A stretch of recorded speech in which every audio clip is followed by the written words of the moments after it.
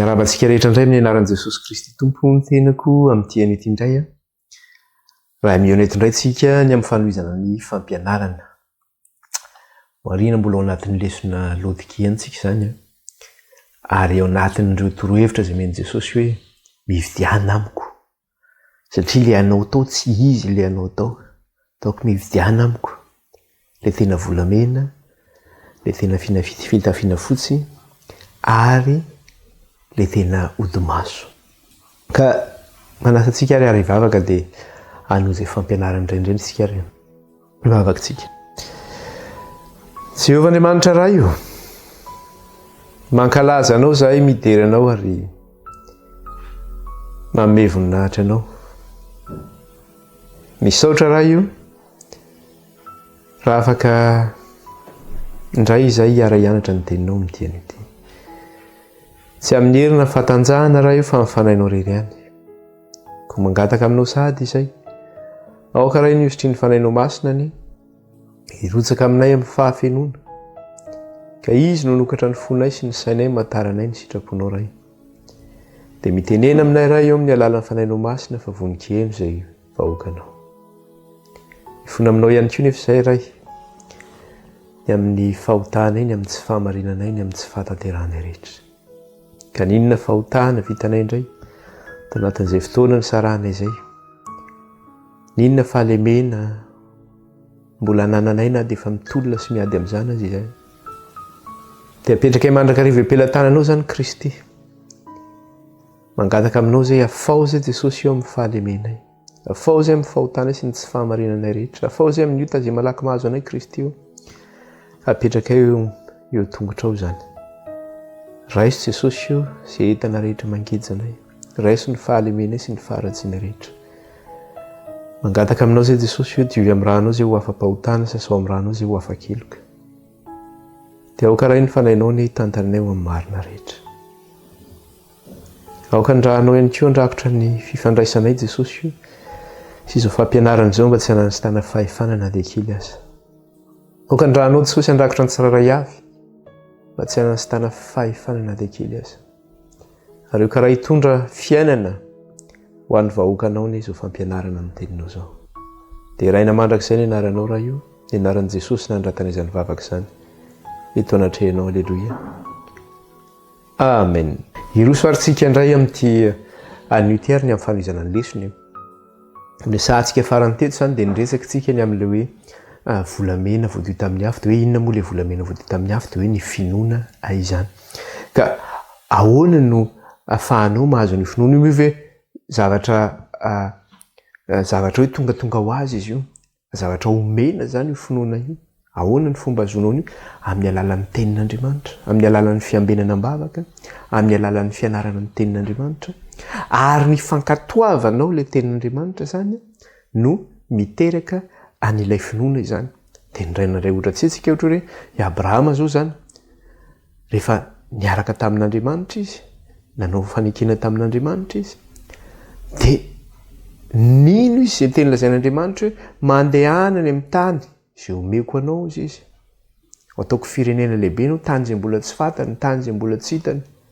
Eto no misy ny fianakaviana indray, nino an'Andriamanitra izy. Dia nisainao fahamarinana izay zavatra izay. Satria nino izy, nankatoa izy.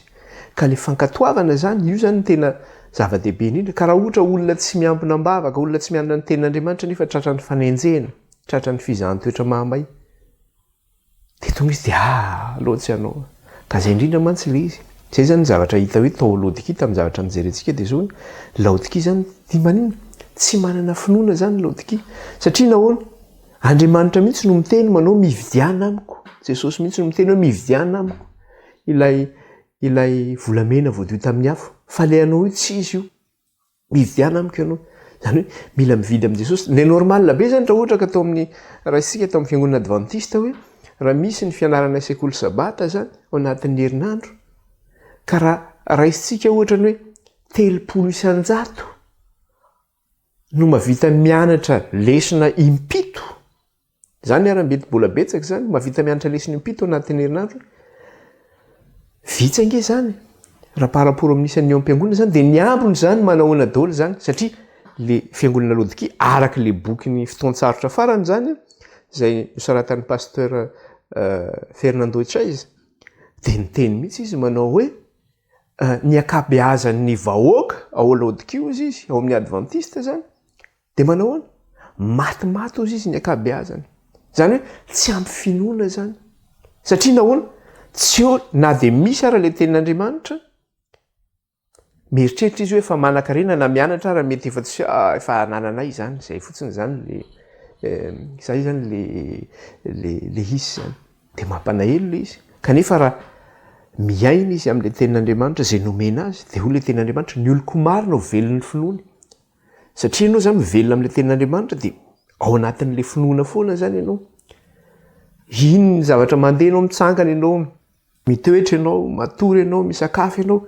velona amin'iny ianao zay nge le hoe miara-mandeha amin'Andriamanitra miara-mandeha amin'Andriamanitra zany tsy hoe rehefa tonga ny sabata de mivavaka na hoe tonga ny lahady de mivavaka miara-mandeha amin'Andriamanitra zany ohatra ny le hitantsika teo amin'ny Daniel hoe inona ny ampanganan'i Daniel de hoe mivavaka intelo isan'andro Daniel miambina mbavaka zany le izy ka rehefa tonga le fanenjehana izay indrindra no niaro an'i Daniel tamin'ny fakapana azy fiambenany ambavaka zay intelo isan'andro fandanian'ny tenin'Andriamanitra zay no niaro azy de le finoana amin'iny ny fanahy masina miteny manambara manao hoe any amin'ny Matthieu 10 izy miteny raha hoentiny eo anatrehan'ny fitsarana ianareo izy de aza mieritreritra kory zay zavatra holazainareo amin'izany zavatra zany fa ny fanahy no ametraka zay holazainareo amin'izany vanim-potoana izany zany hoe izy mifanahy zany no ametraka ny ambavanao amin'ny fotoana zay hitsarananao fa aza manahy foana aza matahotra foana ka raha ohatra ary ianao ka hoentina amin'ny fitsarana ianao nefa pokaty ary ianao tsisy zany le tenin'Andriamanitra ianaranao isan'andro tsy mianatra an'iny ianao de ahoana vitanao zany miatra an'iny no vitanao ny miatrika ny fitsarana iny tsy vitanao iny mitsokan-darany ianao anoatra ny sasany tsy fantatra Jesosy andahany Jesosy ohatrany tamin'ny Jesosy tamin'ny Petera ianao zany ozy izy Petera nanao hoe za tsy mba andaonao zany Jesosy za hiaro faty aminao de ozy Jesosy nanao lazaiko aminao marina tokoa fa mbola tsy maneniny telony akoho de efa mandaha ianao izy de inona ny zavatra nataon'ny Petera nandahany Jesosy izy ka rehefa tsy miambina zany tsika de zao tratra an'io tsika fa rehefa votom-pinoana ianao ny amin'ny tenin'Andriamanitra sy ny fivavahana de manaona ny oloko marina ho velon'ny finoany tonga ny fizahan-toetra tonga ny fanenjehana velona n'iny finoana iny ianao ka le fankatoavana zany tena zava-dehibe zany ny fankatoavana io satria ny fankatoavanao sy ny fiambenanao mbavaka ny fiambenanao ny fianarana ny tenin'Andriamanitra ireo zany no miteraka le finoana zany ireo fa rehefa tsy ampy an'ireo ianao de tsisy finoana hitoetra zany de rehefa ampy an'ireo ianao ny tenin'Andriamanitra zao nataony de indrindra zany de zay le makatò le zavatra tenen'ny tenin'Andriamanitra ianao ny fankatoavanao amin'izay zany hitombonao ara-pinoana zany zay zavatra zay tombonao zany zay de iny monina marana antsika le lesona zany mikasika le resaka hoe teo Laodikia zany fa inona moa zany no vokatra omen'le izy de teo amin'le Hébreu 12 no namarana antsika anazy de inona ny zavatra tenenina eo amin'le 9 satria ny fizahan-toetra zany de mamay io na ny kapoka ihany koa de mahamay satria tsika koa de rehefa latsaka zany tsika de kapoan'Andriamanitra tsika mba hiverenantsika amin'le finoana ka eto izy amin'le 9 de izy fa ireny dia nanao zay ahafahantsika zany hoe mikasika le ray aman-dreny zay nitaizantsika zany fa ireny de nanao zay ahafahantsika tamin'ny andro vitsy araka an'izay sitrapony fa izy kosa zany hoe Andriamanitra fa izy kosa dia niahasoa antsika mba handraisantsika ny fahamasinana zany hoe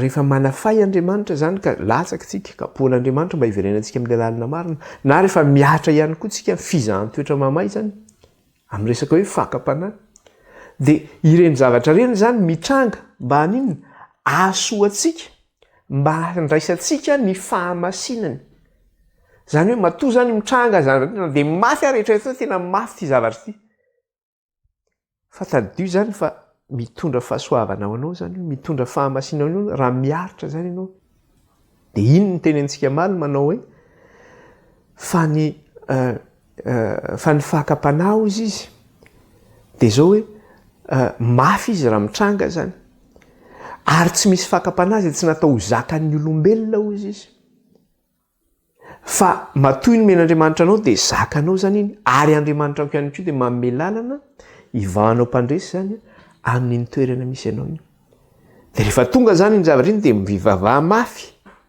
miambena mafy fa taradio fa mivoaka mpandresy ianao raha miambina mbavaka sy mianatra ny tenin'andriamanitra mafy zany mikasika n'iny ady atrehanao iny dia mino le tenin'andriamanitra mino an'andriamanitra dia mivoaka mpandresy ianao fa raha ohatra ianao tonga le zavatra milefa ianao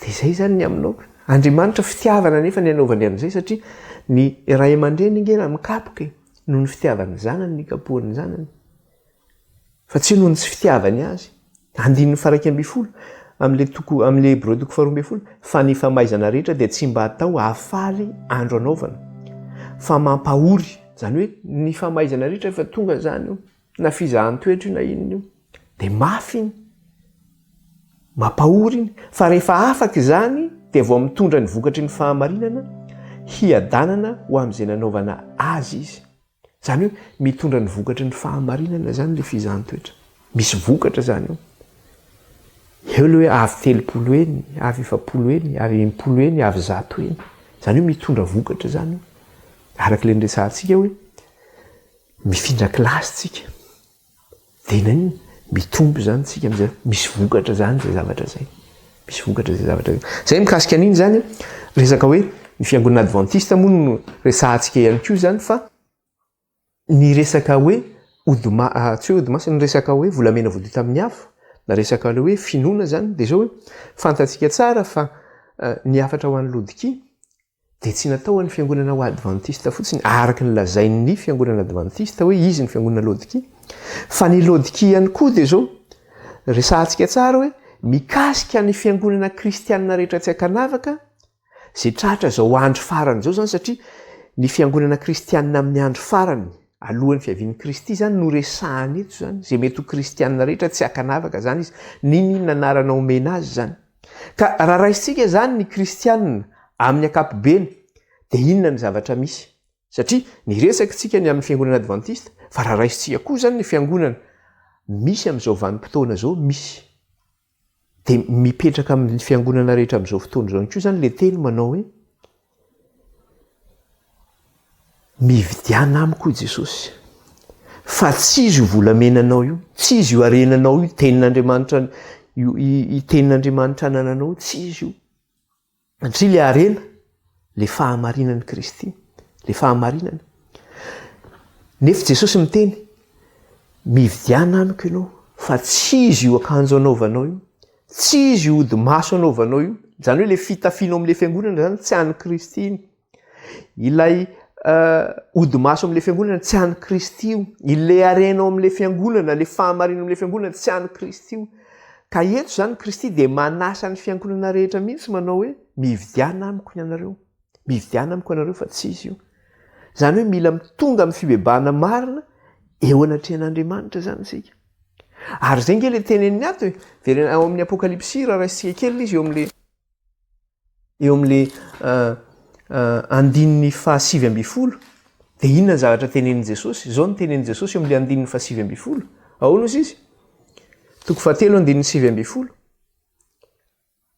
izay rehetra tiako lo anariko sy faiziko koa dia mahazo toy ianao ka mibeba zany hoe ny fiangonana kristianina zany dia tiany Kristy izay rehetra tiako no anariko faiziko izay mandray an'io anatra tenenin' Jesosy io zany hoe mividiana amiko volamena voadio tamin'ny afo mividiana amiko fitafiana fotsy mividiana amiko odi-maso zay manaiky mandray an'io afatra io zany dia manaiky le fananaran'i Kristy manaiky fa tiany Kristy izy fa rehefa tsy mividy an'io izy zany dia izy zany tsy na Jesosy arange tsy tiany zany satria mananatra azy tsy tiany tiako mba mitenitenana eto fa avy aloha eto fa mety amiko ny fiainako fa zay rehetra tiako izy maninona no anariko sy faiziko dia toy izany koa dia mahazo toy ianao ka mibeba efa nianarantsika teto zany hoe mibeba le fibebahana zany ianao petraka amin'io toerana manisy ty amin'io arena nananao lazainao fa manan-karena ianao kanefa tsy io le arenan'ny Kristy io.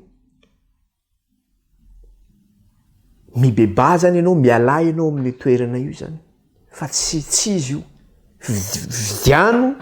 Mividiana amiko Kristy le arena tena izy, le tena fahamarinana tena izy. Mividiana amiko Kristy le fitafiana tena izy fa tsy izy io fitafianao io. Mividiana amiko Kristy ilay tena odi-maso fa tsy izy io odi-masonao io. De raha raisina am'izay zany le izy satria tsy izy le fahamarinana. Satria ny zavatra resahan Jesosy eto de nino? Ny fiangonana kristianina amin'ny ankapobeny rehetra zany am'izao andro faran'izao de hoe ny fahamarinan'ny fiangonana kristianina zany de zao tsy izy. Fa mihevitena daholo zany rehetra satria zay le hoe arena mantsy fiheveran-tena. Mihevitena hoe manan-karena, mihevitena efa manana ny Kristy, mihevitena efa tsy manan-java mahory, efa ampy azy ananako. De zay fiheveran-tena zay fahadisoana be zany zay. Ka ny arena ananan'ny kristianina zany am'izao fotoana zao tsy za no miteny fa Kristy no miteny amiko. Matoa izy miteny hoe mividiana amiko, tsy izy zany io anao io. De tsy avy amin'Andriamanitra zany io arenan'ny kristianina am'izao fotoana zao io. Ny fahamarinana ao amin'ny fiangonana kristianina am'izao fotoana zao. Satria ny zavatra misy am'izao fotoana zao de lasa banalisena ny kristianisme. Inona moa le banalisena? Lasa ohatran'ny hoe karazana ohatran'ny hoe le anarana fotsiny sisa ndraisina hoe izay any Kristy. Fa zay tianay atao no atao. Ary faminaninany amin'ny Jeremia izy io. Tiraitsika kely tsy haiko Isaia angambany izy iny, Isaia 4 sa Jeremia 4 raha am'izay jerentsika kely. Isaia 4 ny andininy voalohany. De inona ny teneniny io? Isaia 4:1. De hoy izy, ary am'izany andro zany isy vehivavy fito hiazona lehilahy iray ka hanao hoe ny anina ihany no haninay ary ny lambana ihany no tafianay. Fa izao ihany no angatanay, aoko tononona amin'ny anaranao izahay ka afao tondromaso. Faminaniana zany io amin'le fiangonana fito. Satria eto izy miteny, ary am'izany andro zany de isy vehivavy fito. Inona ny kôdiny vehivavy? Na ny symbole ny vehivavy? Ny vehivavy de fiangonana. Zany hoe fiangonana fito zany no resahana eto. Ary am'izany andro zany de isy vehivavy fito hiazona lehilahy iray hanao hoe. Zany hoe fiangonana amin'ny fahafenona zany no resahana eto. Ary raha miresaka le fiangonana farantsika, de inona ny zavatra resahana amin'io? Fiangonana fahafito ange le fiangonana farany, fiangonana le mamarana ny tantaran'ny tany io fiangonana farany io. De hoy izy, ary am'izany andro zany de isy vehivavy fito hiazona lehilahy iray. Izy io lehilahy tazomin'ny vehivavy io, izy lehilahy tazomin'ny fiangonana io. Kristy nge io lehilahy tazomin'le fiangonana io. De hanao an'izao le vehivavy manao hoe ny anina ihany no haninay. Inona moa le haninao? Le fahamarinana le tenin'Andriamanitra nge io resahana io. Ny anina ihany no haninay. Satria tsy mofy ihany no veloman'ny olona hoy ny soratra masina araka ny tenin'i Kristy, fa ny teny rehetra zay aloka ny vavan'Andriamanitra. Zany hoe tia mofo resahana, tia hanina resahana ety zany le tenin'Andriamanitra ty. De miteny le fiangonana fito manao hoe ny hanina ihany no haninay. Ny fahamarinana ihany ny fahamarinanay. Miavinavina izy zany. Ny fahamarinana ihany ny fahamarinanay. De toy izany le teniny. Ary ny lambana ihany no tafianay. Io le fitafiana io. Ny lambana ihany no tafianay. Ka zay mihitsy le tenenin' Jesosy eo amin'ny fiangonana Laodikia manao hoe tsy izy io arenanao io, tsy izy io fitafianao io, fa mividiana amiko izy. Zany hoe zay mibebaka zany no mividy an'io zavatra reo zany, zay mibebaka no mividy an'ireo. Eto nefa le fiangonana fito de milasa ny anina ihany no haninay, ny fahamarinana ihany no tazominay zany. Ny lambanay, ny fitafiana ihany no tafianay. Fa izao ihany no angatahanay aminao Jesosy io. Aoka ho tononona amin'ny anaranao zay ka afao tondromaso, aoka zay ho atao kristianina. De normal be raha ny fiangonana kristianina zany tena maro de maro maneran-tany. Amanalina mba tsy lazany hoe manetsiny angamba anisany atao hoe resaka hoe fivavahana kristianina maneran-tany. Ary misy ara-mitsangana foana, misy mitsangana foana, karazana fiangonana evangelika be dia be no mitsangana. De samy manao zay saim-patany eny daholo, ny ataoko an'ity, ny ataoko an'ity, ny ataoko an'ity. Zay le hoe ny hanina ihany no hanina. Raha ny tena izy ange tokony tokana ihany ny fiangonana kristianina fa tsisy maro be zany. zy ny fahamarinana nge dia iray ihany. Fa inona mahatonga an'ilay fiangonana kristianina maro dia maro? Satria ny ianina ihany no hoaninay, ny lambanay ihany no tafianay. Zay tsy mila ny lamba omenao Jesosy io, zay tsy mila ny sakafo menao zay, fa mavita teny zay, avinavina zay. Raha vao manao an'izay ianao dia hozy Jesosy tsy fantatra akory ianao. Io nge le tonga amin'ny andro farany, rehefa ho avy Jesosy any amin'ny roan'lanitra, eo le tonga amin'ilay fiteneniny hoe 5 adala sy 5 endry. Ny 5 adala ny omana, ny 5 endry ny omana zafady, fa ny 5 adala kosa ny heritreny izy hoe fa manana ny ampy azy izy. Tonga Jesosy tsy ampy ny nananany tao, nandondony izy. Tonga ao amin'ny fitran'ny fanasana dia hozy Jesosy, iza moa ianareo? Zay nge le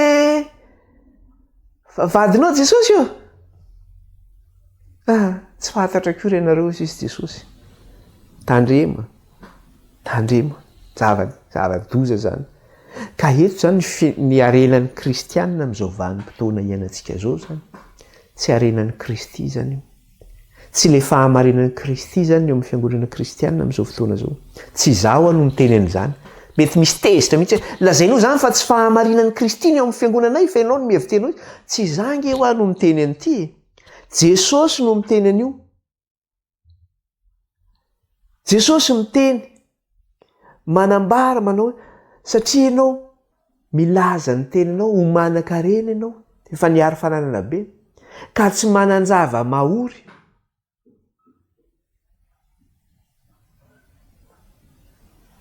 Dia tsy fantatrao fa ianao no maninona? Ny ory, malahelo, jamba sy mitanjaka hozy izy. Ataon'i Jesosy eo nge ny diagnostikany izy. Zay ny toerana misy ny kristianina zany amin'izao fotoana iainantsika zao. Ory, malahelo, jamba, mitanjaka. Zay zany ny toerana misy azy. Dia tsara ve zany toerana zany nefa noho ny fitiavan'ny Kristy, esorin'ny Kristy amin'izany toerana zany ianao. Dia hozy ianao za hijanona amin'izany toerana zany nefa zany misy ianao. Tsy mba faly ve ianao hoe naseho an'i Jesosy ianao hoe aika za ty misy zavatra tsy mety amin'ny vatako. Zany hoe sokafan'i Jesosy ny masonao zany. Dia manome solution Jesosy, za te hanafaka anao amin'ity toerana ity, mividiana amiko ianao. Dia ahoana nantona ianao sa tsy hanantona zany? Fa ny fahamarinana ny fiangonana zany amin'izao fotoana iainantsika zao dia tsy an'Andriamanitra zany ny fahamarinan'ny fiangonana izay misy amin'izao vanim-potoana zao. Manasa ny fiangonana rehetra zany hividy an'io fahamarinan'ny Kristy io. Ary izay mihitsy ny tena loza amin'ilay izy satria mihevitra izy manao hoe manan-karena daholo. Ireo fiangonana rehetrarehetra ireo nge milaza ny tenany daholo, milaza ny tenany ho manana ny marina daholo ireo. Zay ny manana ny marina, zay tsy atao aminay dia very. Fiheveran-tena nge zany, avinavina zay zany. Mieritreritra izy hoe manan-karena, mieritreritra izy hoe manana ilay fahamarinana satria zay zany ny fiheveran-tenany. Ary ny zavatra misy nefa ny zavatra misy ao anatin'ny fiangonana amin'izao fotoana zao zany, ny fotom-pisainana misy amin'izao fotoana zao anatin'ny fiangonana kristianina dia zao efa tafiditra ao anatin'ny fiangonana kristianina ny fotom-pisainan'ny civilisation izay misy amintsika amin'izao vanim-potoana zao. Ny fotom-pisainana ara-moraly n'izao tontolo zao tafiditra ao anatin'ny fiangonana. Ny resaka hoe humaniste na hoe ny laïcité zany. Ina moa le resaka droit de l'homme nge zany. Resaka droit de l'homme zany lasa lasa mibahana ihany koa anatin'ny fiangonana.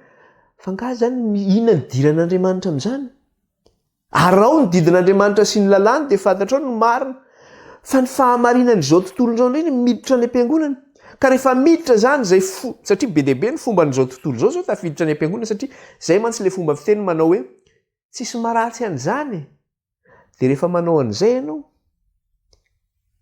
dia rehefa manao resaka hoe humanisme ianao na resaka hoe laïque ianao, resaka hoe droit de l'homme zany na hoe ny zon'olombelona zany, dia maninona? Asitaka Andriamanitra ery anjoron-trano. Alohanao misitaka iny. Lasa Andriamanitra zany ohatran'ilay zavatra niresahantsika tao amin'ny Isaia 4 teo e. Aoka izay ho tononona amin'ny anaranao fotsiny fa ny anina ihany no aninay, tafiana ihany tafiana. Zany hoe le ataonay ihany no ataonay fa tononona fotsiny izay hoe kristianina dia izay ny ampy anay. Loza nge zany raha olona.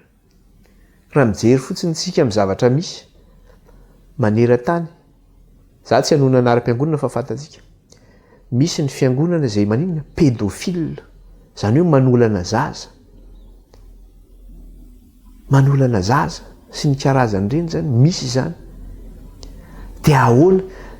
Dia ny anaran'iza ny voavetaveta amin'izany zavatra zany? Ny anaran'i Jesosy ange ny voavetaveta amin'izany nefa manonona ny anarany hoe zay kristianina. Nefa zany misy amin'ilay fiangonana. Dia ny anaran'iza ny zay hoe ny anona ihany no anay tafiana nefa ny anaran'i Jesosy ny voavetavetany amin'izany. Ho zimbazimbaina zany ny anaran'ny Kristy amin'ny zavatra ataontsika zany. Tena hoe manao blasphème zany. Miteny ratsy an'Andriamanitra ianao manao an'izany zavatra zany.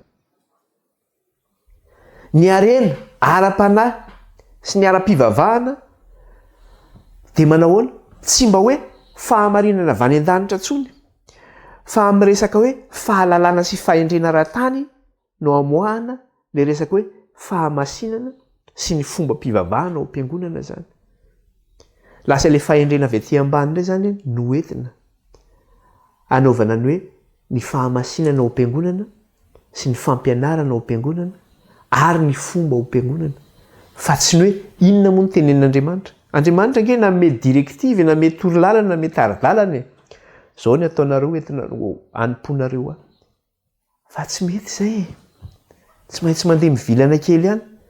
Dia mieritreritra ve ianao? Fa ianao zany no mibaiko an'Andriamanitra indray fa tsy Andriamanitra no mibaiko anao. Ianao indray zany mibaiko an'Andriamanitra zao natao fa dia mihaino vavaka antsika Andriamanitra. Dia izy efa nanome fahefana ka izay tiako atao dia zao no ataoko dia loza ange zany raha olona. Dia ny zavatra misy zany dia zao amin'ny fiangonana rehetra amin'ny ankapobeny no andresahako eto. Dia lasa hoy ny tenin'ny apôstôly Paoly manao hoe sainy ny zavatra any ambony fa tsy ny zavatra aty an-tany. Ka lasa ny aty an-tany indray no lasa zava-dehibe eo amin'ny fiangonana.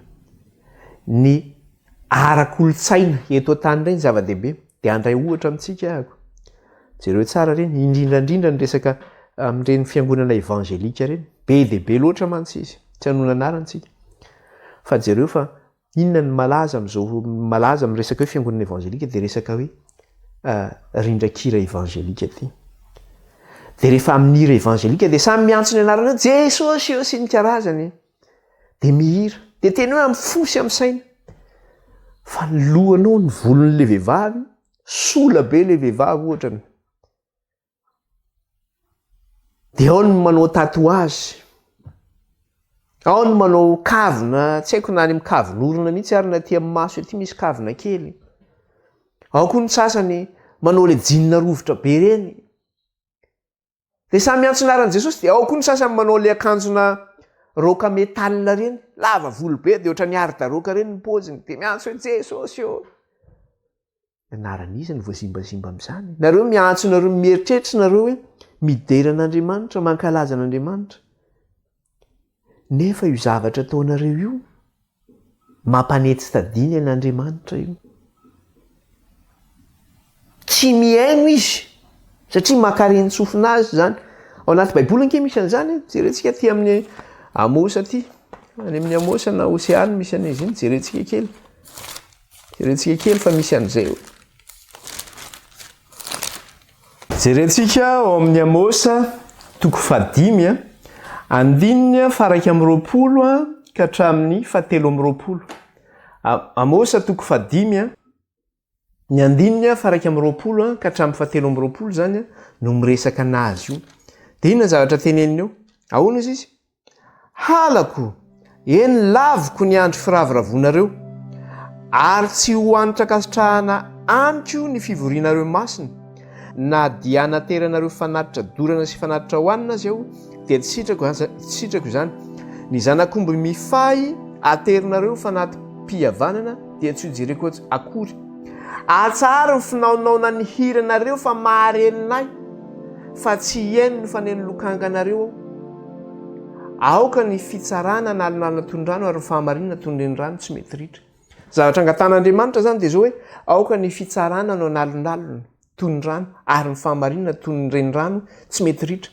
Rehefa tsy izay no mitoetra amin'ilay fiangonana dia izay mihitsy ny zavatra tenenin'Andriamanitra. Andininy faraka amin'ny 20.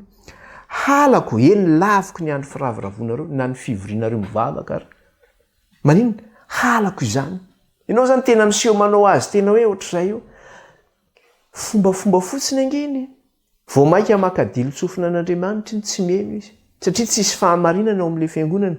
Andriamanitra miteny hoe aoka ny fitsarana nalinalina toy ny rano ary ny fahamarinana toy ny renirano. Dia hozy izy halako ny laviko ny andro firavoravonareo ka tsy hoanitra kasitrahana amiko io ny fivorianareo masina.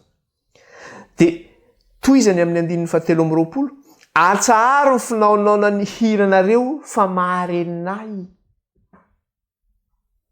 Nefa dia manao an'io hira daholo dia samy manao izay saim-patany eny. Dia manao vehivavy zany dia manao akanjo mampitanjaka eo aloha eo. Satria maninona moa izy manao akanjo mitanjaka? Satria jambanga izy tsy mividy lodi-maso izy. Dia tsy hitany hoe io akanjo no eto mideran'Andriamanitra io nge fa tsy mety io zavatra ataony io mideran'Andriamanitra. Satria tsy nividy le odi-maso izy tamin'i Kristy. Satria izy efa mihevitena hoe manan-karena. Satria izy mihevitena hoe ny Baiboly no manaraka toetrandro. Satria izy efa mihevitena hoe ny Baiboly no tokony manaraka toetrandro fa tsy ny toetrandro no manaraka Baiboly. Zany angeny ataon'ny ankabeazan'ny kristiana amin'izao fotoana izao hoe ny Baiboly zany tokony manaraka ny fivoarana eo amin'ny toetrandro. Fa tsy tsika no manaraka ny Baiboly dia tsy miova ny fahamarinanao aminy. Aoka ny fahamarinanao aminao izy analinalina. Ny fitsaranao aminao analinalina toy ny rano ary ny fahamarinana toy ny renirano tsy mety ritra. Fa na ny fivorianareo masina aza hozy izy dia manao halako izany. Na dia nateranareo fanatitra ary aho izy fanatitra dora sy fanatitra hoanina dia tsy sitrako izany manatitra fanatitra ny am-piangonana ianao tsy akasitrahan'Andriamanitra zany. Na dia manatitra fanatim-pihavanana ary ianao tsy akasitrahan'Andriamanitra zany. Atsaharo ny finaonaona ny hiranareo fa maharenina le mihira iny zany ianao eo nefa ianao zany tsy mifanaraka akory amin'ny zavatra nitenen'ny tenin'Andriamanitra dia manao maharenina azy manetsy tadiny izy. Ohatra le misy olona mitabataba be reny dia manetsy tadiny. Makarenina tena makarenina zany. Fa tsy hain'ny faneny lokanganareo ao izy tsy mihain'ny faneny zany ny zavatra misy amin'ny fiangonana amin'izao fotoana zao zany. Fomba fotsiny zavatra misy eo tsy araka ny lalàn'Andriamanitra, tsy araka ny sitrapon'Andriamanitra, tsy araka ny fahamarinan'Andriamanitra. Reny zavatra reny nefa dia zao fitaka reny. Io ohatra ny atao amin'ny fiangonana adventista ihany araka le boky ny fitoatsarotra farany teo hoe le ny ankabeazan'ny olona ao izy dia maninona matimaty. Ary ho an'izay tena te hivavaka marina amin'izany fiangonana zany izy dia manao lasa vaty matafitoina ho azy reny. Ireo zavatra mitranga be dia be maneran-tany ireo nge. Ireo izay milaza zo kristianina nefa maniratsira n'Andriamanitra no ataony amin'ny fomba fiainany, ny fomba n'ilay fiangonana. Zavatra misy izay ataony. Dia raha misy olona tena tia hivavaka amin'Andriamanitra dia manao kivy sy ketraka izy mahita an'ireny jereo izao ve ny zavatra misy. Dia samy manao izay saim-patany iny. Mividiana amiko Kristy fidio fahamarinan'i Kristy io dia sokafan'Andriamanitra ny masonao fidio. Fa rehefa miratra ny masonao dia miala amin'izay toerana izay ianao zany. Ny fanjakan'Andriamanitra zany lasa eto an-tany indray ny fanjakan'Andriamanitra.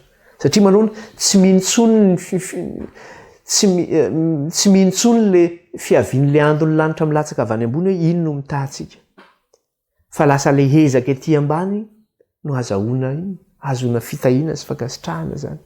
Lasa mila sitraka amin'ny olombelona ny olona fa tsy amin'Andriamanitra amin'izay zavatra ataony rehetra zany. Dia le institution io moa tsy izay maharatsy an'izy rehefa lavo lasa institution na organisation anao dia efa ratsy be zany io zavatra io. Satria rehefa tonga amin'izay toerana izay foana le eglizy zany betsaka ny exemple efa hita. Na ny fiangonana izay nisy atany aloha nisy an'izany zavatra zany. Rehefa tonga organisation na institution zany ianao dia iny lasa maka ny toeran'ilay inona. Ilay tanàna any an-danitra zany na le fanjakan'Andriamanitra. Lasa iny ohatran'ny hoe io le fanjakan'Andriamanitra. Izay zavatra tenen'ilay eglizy. Nefa lasa mivoana ny ankabeazany. tsy manaraka n'izay ravitr'Andriamanitra izay. Dia lasa ny fahalalana ny fahamarinanao amin'ilay fiangonana zany no lasa inona? No lasa avolenta amin'ny resaka hoe ara-panahy sy ara-moraly hitondrana ilay fiangonana. Fa tsy ilay fahalalana avy amin'Andriamanitra. Ny vokatra n'izay zavatra izay nefa dia zao. Lasa adino ilay zavatra tena tokony katsahana zany. Lasa adino. Dia be dia be mihitsy ny manao an'izay zavatra izay. Ny tanjonsika kristianina moa dia ho aizitsika ho any an-danitra tsika zany. Miandry ny fiavian'i Kristy ny amin'ny lanitra tsika, miomana tsika ny amin'izay fiavian'i Kristy izay. Jesosy efa mampiomana antsika. Mandeha ny fotoana nefa mandeha ny volana, mandeha ny andro, mandeha ny taona, dia manahoana? Adin'ny olona izay zavatra izay. Fa lasa variana amin'ny zavatra eto tany izy. Hany ka lasa fombafomba fotsiny sisa ny fivavahana. Dia monsieur satisfaire ilay église. Hono monsieur satisfaire zany ohatrany hoe mihoatrany hoe tiany antsika dia efa tiany fahamarinantsika zany. Tsy misokatra hoe misy nge ilay fahamarinan'Andriamanitra izay tokony ho arahantsika. Fa lasa ahilika ilay fahamarinan'Andriamanitra. Ny zava-dehibe ihany koa amin'ny fiangonana dia zao ny haren'ilay fiangonana. Zany koa tena zava-dehibe amin'ny fiangonana. Hoe izay manan-karena. Dia tena aseho mihitsy ilay harena hoe tena hitan'ny olona izao nge ny fitahian'Andriamanitra an'izay. Tena maseho mihitsy zany. Lasa lamody zany amin'izao fotoana izao. Izay manan-karena. Dia ilay resaka hoe succès na hoe fahavitana zavatra zany hoe izay tena mahavita zavatra. Jereo zao izay fa tena nanao an'ity zavatra ity. Dia aseho mihitsy. Manao conférence de presse ianao, manao inona ianao, manao inona ianao. Lasa fisehoana zany, fizahozahoana. Fa izany rehetra zany dia maninona nefa? Manajamba zany zavatra zany. Ka raha vao manao izay mantsy fomba n'izao tontolo izao nge zany dia tafiditra amin'ilay fiangonana. Lasa misy fizahozahoana zany satria miheviteny izy hoe manan-karena, izay mahatonga izy ka rehefa heveran-tenanao manan-karena izy, manajambanao zany iny zavatra iny. Ka tsy hitanao ilay fahantrana izay misy ao anatinao izangy mahantry. Tsy hitan'izay. Satria lasa ilay mentalité na ilay fotom-pisainana ara-tany no tonga ao amin'ilay fiangonana. Fa tsy ilay fotom-pisainana avy any an-danitra intsony. Dia lasa manajamba azy izay zavatra izay. Dia tsy hitany intsony hoe ory sy mitanjaka sy malahelo izy. Satria nahoana? Jamba izy. Ka ianao zany rehefa tena latsaka ao anatin'izay toerana izay no misy an'ilay fiangonana zany, dia zao hoe na dia fatany aza, satria ny fanan'Andriamanitra zany miasa ny fanan'Andriamanitra hitondra ny olona amin'ny fivavahana, na dia fantany ary hoe tena ohatran'ny tsy normal ange ity toerana misy azany. Ohatran'ny tsy mety ange zany. Dia maninona? Miezaka izy mandresy lahatra ny tenany. Anaraka n'iny ihany. Hoe zao ilay izy ka. Tenin'Andriamanitra milaza hoe manekeny mpaminany dia ho ambinina ianao. Na dia misy zavatra tsy mety ary amin'ilay fiangonana, na dia efa hitanao misy zavatra ohatran'ny tsy normal izany, dia miezaka mandresy lahatra tena dia tsy henona ilay bitsiky ny fanazy miteny aminao. Na dia ihany koa raha faniriana hoe hanao ny tsara izay, kefa ilay ratsy no mibahanao, dia maninona? Ilay zotom-po tsy eo intsony. Ohatran'ny hoe tsy manana hery hanosehana an'izay zavatra izay intsony zany, na hanoherana an'izay zavatra izay intsony zany. Na dia hitanao ihany ary ilay izy dia tsy manana hery intsony ianao. Tsy manana zotom-po intsony ianao anaovana an'izay. Dia izay ny antony rehefa tonga ao aminao zany izay hoe inconscience izay. Inona moa ilay hoe inconscience ohatran'ny hoe rehefa maty eritreritra zany ianao e. Rehefa lasa maty eritreritra zany ianao dia inona zavatra mitranga? Izay ilay antsoina hoe tonga amin'ilay famatimatesana zany ianao amin'izay fotoana izay. Rehefa mamitsaka ilay ratsy ka tsy vonona intsony ianao nanohatra an'izay fa ekenao ilay izy, dia rehefa ekenao izy dia iny no lasa fahamarinana ekenao. Nefa tsy marina iny. Dia tonga amin'ilay toerana hoe famatimatesana zany ianao. Milaza ianao fa ny Kristy nefa tsy azy ianao fa raha vao matimaty ianao dia hozy Kristy alohan'ny vavaka ianao. Ary tsy hoe mbola ho alohan'ny vavan'i Jesosy fa efa nalohan'ny vavan'i Jesosy zany. Izay zany ny toerana misy an'ilay toerana misy an'ilay fiangonana. Zay mikasika an'iny a resaka tsika en globalité ny zavatra nresantsika teo amin'ny ankapobeny a miresaka tsika mikasika ny resaka le hoe arena zany de hoe inona moa le arena de le arena le hoe fahamarinana zay misy amin'le fiangonana zany tsy fahamarinan'ny Kristy tsony zany ny fahamarinana zay misy amin'ny fiangonana amin'izao fotoana zao. Zay mahatonga Jesosy miteny manao mividiana amiko le tena fahamarinana. Raiso le tena fahamarinan'ny Kristy. Conseil meny Jesosy io de zay zany hitantsika voalohany mikasika an'izay.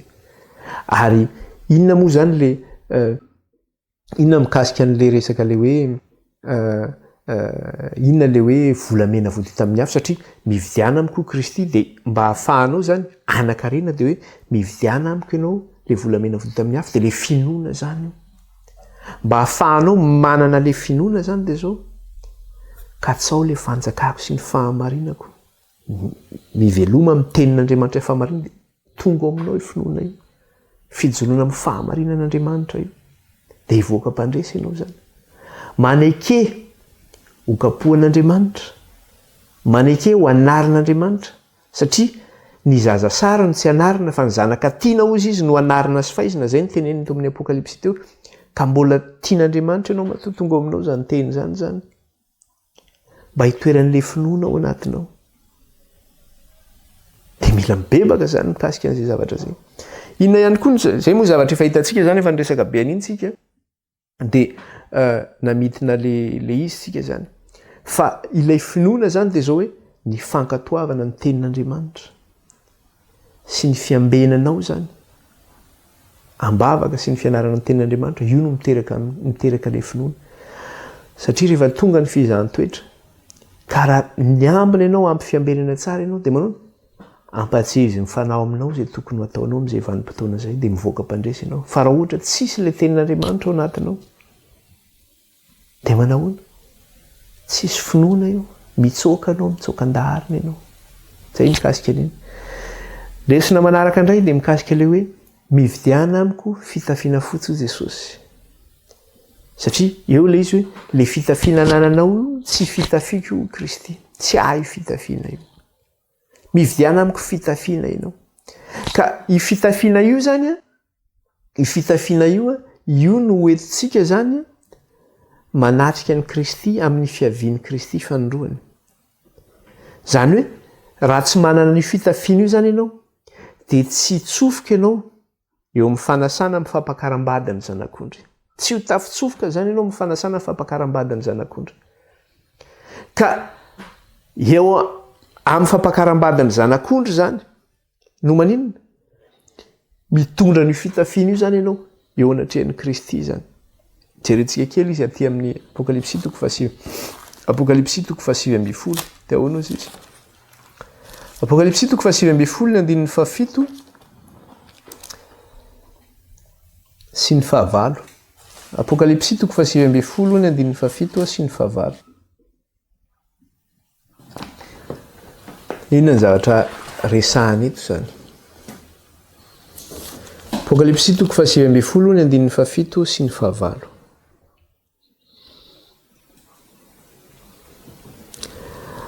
Aoka sika hifaly sy ho ravoravo ka hanome voninahitra azy fa tonga ny fampakaram-bady amin'ny zanak'ondry ka efa niomana ny vadiny ary nasaina ny tafy rongony fotsy madinika sady madio no mangatsakatsaka izy fa izany rongony fotsy madinika izany dia asa marina ataon'ny olona masina. Io zany ianao rehefa tonga ny fampakaram-bady ny zanak'ondry de maninona io fitafiana fotsy io zany no anaovan'ny olona zay hiatrika ny fampakaram-bady ny zanak'ondry ka raha tsy manana ny fitafiana io zany ianao de tsy ho tafitsofoka ianao amin'ny fampakaram-bady ny zanak'ondry. Ary io fitafiana io nefany io fitafiana io de izy io zany mila tandremana izy io mila tandremana izy io mba tsy haloto mila tandremana izy io mba tsy ho simba zany de mila diovina koa io fitafiana io zany. Apokalipsy toko fahenina amby folo andinin'ny fadimy amby folo jerentsika kely zay apokalipsy toko fahenina amby folo ny andinin'ny dimy amby folo de ozy izy indro avy toy ny mpangalatra aho sambatra zay miambina ka miaro ny fitafiny fa andreo mandeha mitanjaka izy ka hita ny famenarany. Amin'ny fiavian'i Jesosy zany ianao dia inona ny zavatra mitranga? Raha ohatra zany ianao ka tsy manana an'io fitafian'i Kristy io dia maninona ianao? Mandeha amin'ny fitanjahana zany ianao. Zay mazava-doza le izy. Misy olona arak'ilay teneniko foana manao hoe misy fiangonana ho resahantsika eo moa rehefa avy eo le izy hoe inona moa zany io fitafiana io? Fa misy fiangonana zany efa nandray an'io fitafian'i Kristy io izy. Dia nisoloa ny fitafiana hafa io. Dia iny fiangonana iny ve mihevitena izy hoe rehefa ho avy Jesosy ange dia ity fitafiana anaovako ity andraisan'ny Kristy aty. Fa tadidio tsara fa rehefa fiangonana izay niresahantsika rehetrarehetra teo tsy hakanavaka zany io satria fiangonana amin'ny akapobeany amin'ny andro farany niresahantsika dia zao hoy Jesosy manao hoe tsy izy io fitafianao io fa mividiana amiko ianao fitafiana fotsy ozy izy. Raha tsy manana ny fitafiana fotsy io zany ianao dia inona ny ilazananao? Tsy fantatrao fa ory sy malahelo sy mahantra sy jamba ary mitanjaka ianao. Zany hoe reo zany ny toerana misy ianao rehefa tsy manao an'io fitafiana io ihany koa ianao. Ka mitanjaka zany ianao anatrehan'Andriamanitra rehefa tsy manao an'io fitafian'i Kristy ianao nefa le fiangonana amin'izao vanim-potoana ianantsika izao dia lazain'i Kristy fa tsy mitafy ny fitafiana ireo fiangonanareo. Dia manasa an'ireo fiangonanareo izy andray an'io fitafiana io.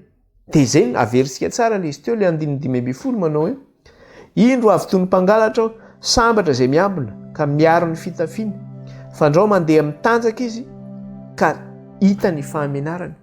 Sambatra izay miambina ozy izy ka miaro ny fitafiana zany hoe aharovana mafy io zany io fitafiana io mba tsy haloto fa andrao mandeha mitanjaka izy ka hita ny fahamenarany na mba tsy ala ihany koa io fitafiana io zany. Dia jereo fa le olona tonga any an-danitra dia nanahoana? Jereontsika Apokalipsy 2:20 Apokalipsy 2:7 azafady. Apokalipsy 2:7 dia ny 7:13 aloha ny resahantsika. Apokalipsy 2:7 dia ny 7:13. Dia inona ny zavatra resahana io? Vakitsika kely izy io. Apokalipsy 2:7 dia ny 7:13 dia ahoana izy? Ary ny anankiray tamin'ny olona namalika nanao tamiko hoe iza moa ireo miakanjo akanjo fotsy lava? Zany hoe le vahoaka an'Andriamanitra tonga any an-danitra zany ny resahana eto. Dia hozy izy iza moa ireo miakanjo akanjo fotsy lava? Zany hoe nitondra le akanjo fotsy zany izy ireo tonga tany an-danitra. Nandray le akanjo nomeny Kristy zany izy ireo. Dia hozy izy ary avy taiza izy fa hoy izao taminy tomboka ianao malala. Dia hoy izy tamiko ireo no avy tamin'ny fahoriana lehibe ary ny akanjony nosasany sy nofitsiny tamin'ny rano zanak'ondry. Le olona miakanjo fotsy ireo izy dia ireo no avy tamin'ny fahoriana lehibe ary ny akanjony nosasany sy nofitsiny tamin'ny rano zanak'ondry. Zany hoe niaro ny fitafiany zany ireo mba tsy haloto. Niaro ny fitafiana izy mba tsy hitanjaka hoe mba tsy lesorina tamin'le fitafiana fa andrao ho hita ny famenarany ary ny nanadiovana ny fitafiana dia hoe nosasany sy nofitsiny tamin'ny rano zanak'ondry ozy izy. Dia zava-dehibe loatra zany io fitafiana io, mila arovana io fitafiana io. Ary farak teneniko teo dia misy fiangonana mihitsy tena manaisitra ny fitafiana io ka soloa ny fitafiana hafa le izy. Ho hitantsika hoe inona moa zany io fitafiana io. Dia ny olona ihany koa nanasa ny fitafiny no manana anjara amin'ile azonaina any an-danitra zany. Ny olona manasa ny fitafiana ihany koa no tafitsofoka ao zany. Ny azona ny fitafiana iny adio sy mangatsakatsaka. Apokalipsy 2:20 ny 4:10. Apokalipsy 2:20 ny 4:10. Dia vakitsika kely. Zao ny voasoratra ao amin'ny 4:10. Apokalipsy 2:20 ny 4:10. Sambatra izay manasa ny akanjony mba hanana ny fahefana amin'ny azonaina sy hidirany amin'ny vavahady ho ao an-tanàna hozy izy. Sambatra izay manasa ny akanjony mba hanana ny fahefana amin'ny azonaina sy hidirany amin'ny vavahady ao an-tanàna. Zany hoe akanjo io zany tena mila arovana mafy io akanjo io. Zava-dehibe io. Io akanjo io zany ozy Jesosy hoe mividiana amiko izy izy. Fitafiana fotsy. Dia rehefa mandray ny fitafiana eo amin'i Jesosy ianao dia arovana io fitafiana io mba tsy haloto. Fa raha maloto io zany dia tsy tafiditra amin'ny tsy mahazo an'ilay azonaina ianao ao amin'ilay tanànan'Andriamanitra any an-danitra.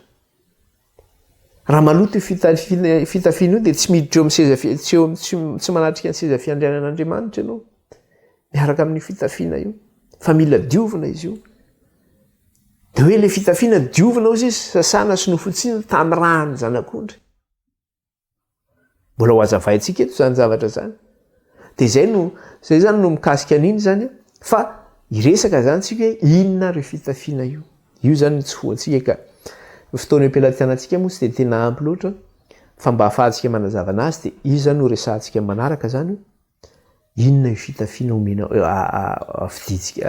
omeny Jesosy atsika io zany hoviditsika amin'i Jesosy araka le teneniny hoe mividiana amiko izy izy fitafiana fotsy ihany koa izy izy mba tsy sehoan'ny enatrao izy izy noho ny fitanjahana mividiana amiko amin'ny fitafiana dia mila mividy an'io fitafiana io zany tsika efa fanontaniana dia hoe inona reo fitafiana fotsy io zany dia zay ny fanontaniana valentsika amin'ny leson manaraka ivavaka tsika hisaotra an'Andriamanitra. Jehovah Andriamanitra ray io mankalaza anao zay midery anao ary manome voninahitra anao. Saotranao indray zay tamin'ity an'io ity raha afaka niara-nianatra ny teninao sy nandinika izany.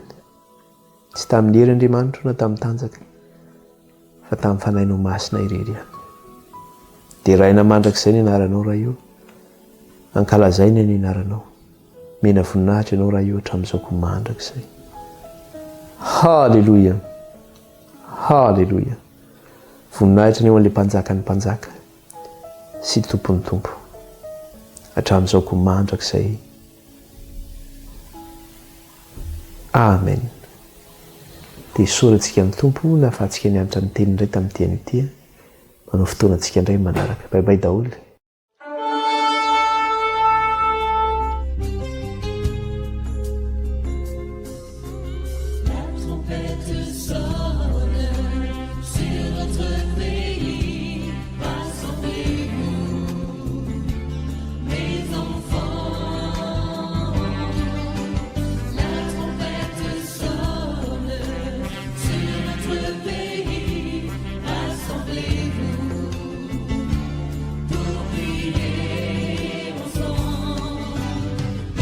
Chercher ma femme.